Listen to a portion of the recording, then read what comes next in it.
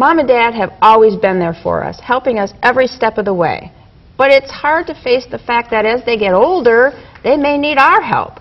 So when should we step in? And when should we butt out?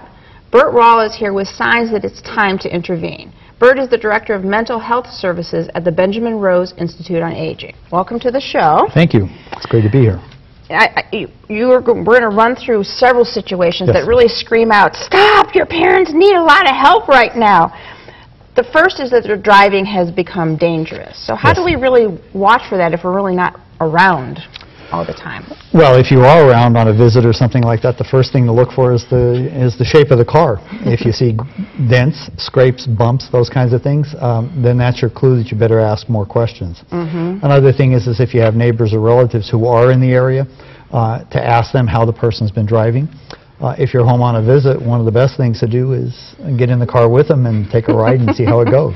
Ooh, that could be dangerous if they're not doing so well. Well, the worst part is many senior drivers start to drive a lot slower, and that becomes a danger not just to themselves, but people driving behind them and around them. That's true. So, aside from driving, the next situation is the house, and the house becomes no longer safe. So what are we looking for? Well, there's a couple of areas that need to be covered. One, the most danger to people, seniors, is falls. Often lead to a lot more problems, so you want to eliminate clutter, throw rugs, slippery floors, those kinds of things. But you also have to look for other sources of problems like fire. So multiple extension cords in the same outlet, risky wires, those kinds of things. Also, the furnace needs to have an annual inspection because of possible carbon monoxide, particularly in northeastern winters. It's used a lot, How about the food? That's another area. As people age, and many people begin to have memory problems, and so sometimes food preparation becomes an issue and a problem. People will sometimes keep food past expiration dates. You have to check the bottoms of the pans to see if food's being burned. Those kinds of things. Okay. Third is depression. So what are you really looking at there? Seniors don't always recognize that, I don't think. And this is a very difficult area. Depression is often not very visible. So what you want to look at are changes in normal activities, either sleeping too much, not sleeping enough, decrease in activities, social activities in particular, decrease in going out, visiting people, having people come in, eating habits, eating too much, eating too little.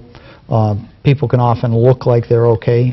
You have to ask them sometimes, and particularly this age group, they're not up to admitting that they have a problem to begin with. Okay. So if you think there's a depression problem going on, where do you start with that piece? Right to your doctor.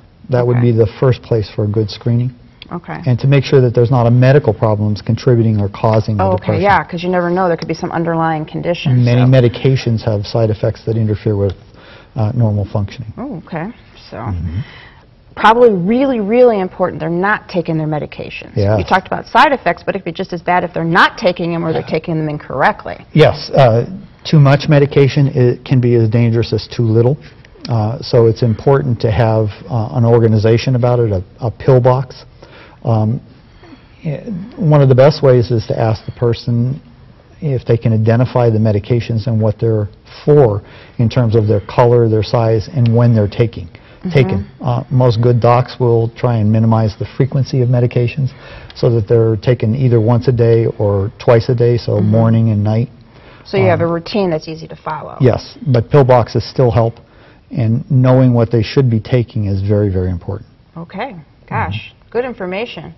Just like your well-being has been your parents' concern all of their lives, now their well-being may very well depend upon you.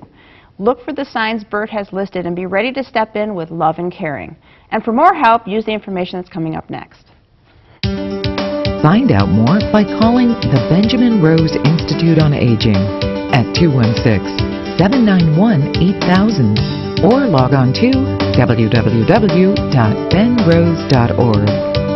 Next, marriage and Medicaid.